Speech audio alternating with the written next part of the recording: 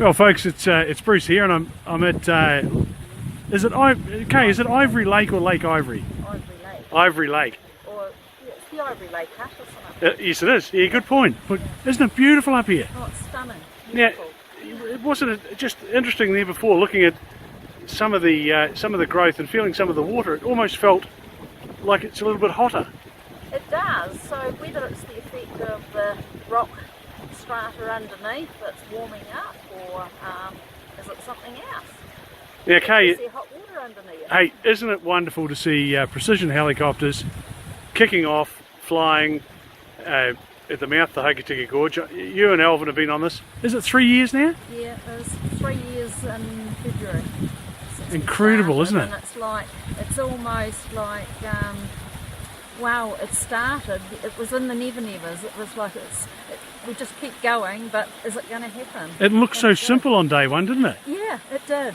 You know, with this, Oh God, we've learned heaps along the way. If you did it again, it would be a very different path. I think we're all like that. Yeah. But this flight that we went on this morning. Goodness me, I mean, that's staggering. There's going to be guests coming from all around the world going to the Hoki Gorge, and they'll take this flight, guaranteed.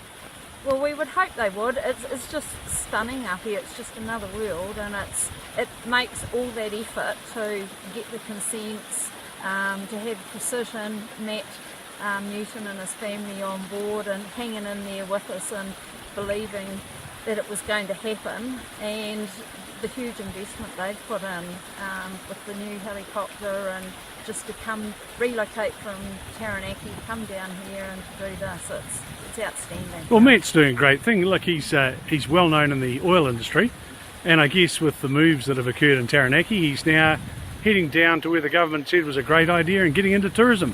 Yes. Love it.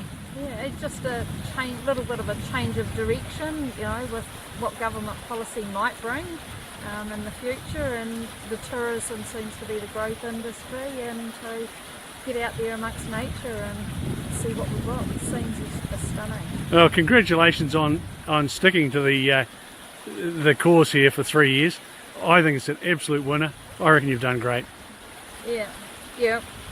We've always thought, well, you get so far doing these sort of things, and you know, you've gone too far to turn back. You have to keep going. I love it. And basically that was the driver in the finish. Just keep going, get there. We'll go flying, eh? Yeah. Absolutely stunning. This is the Wilkinson Glacier. We're looking at it straight through the front of the aircraft there at the moment. It's hanging right over the side. I can't get over the colours.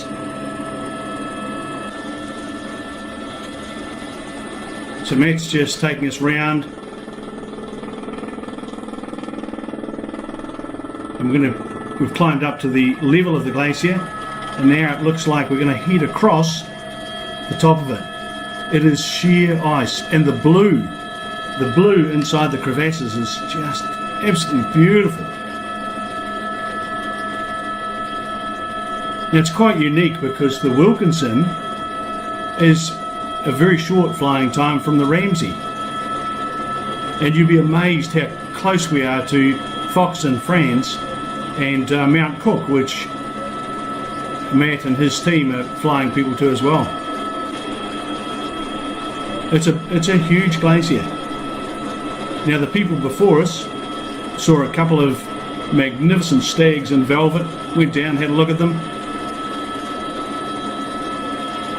Look at these great, magnificent sheets of snow. The Southern Alps of New Zealand. Over to the right is Mount Evans, and of course we're at the top end of the Waitā Valley.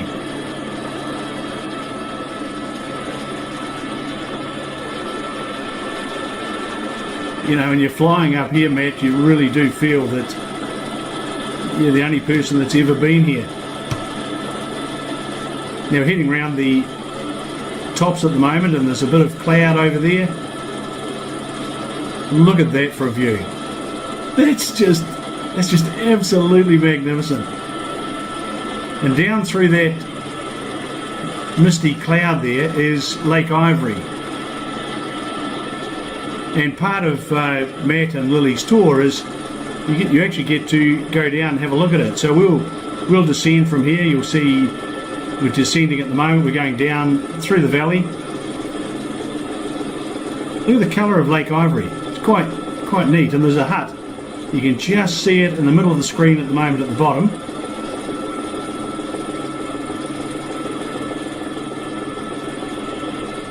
Now to those coasters that want to know exactly where we are, we're actually at the head of the Waitaha Valley. Waitaha Valley. Depends on which way you, what you call it. Now this is where the Alpine Fault is lifted up and you've got absolute bare bedrock.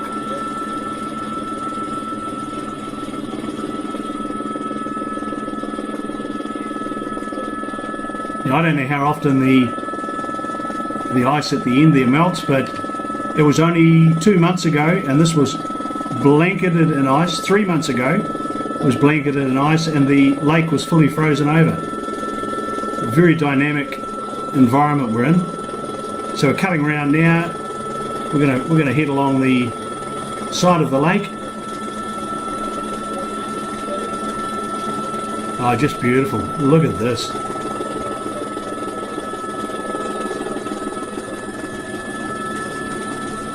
Now what I'm picking, I've never landed here before, but I'm picking that we're going to land at the end of the lake. Matt will probably place us down there.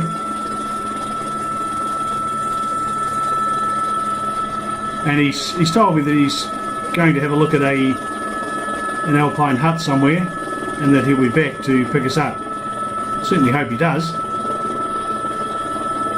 There's the hut straight ahead of us. I'm going to go and have a look at that, but quite fascinating. And we're on the ground at Lake Ivory.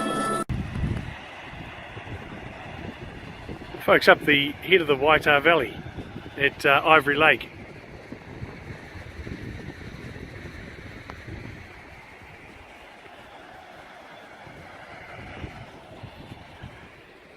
Really well maintained hut.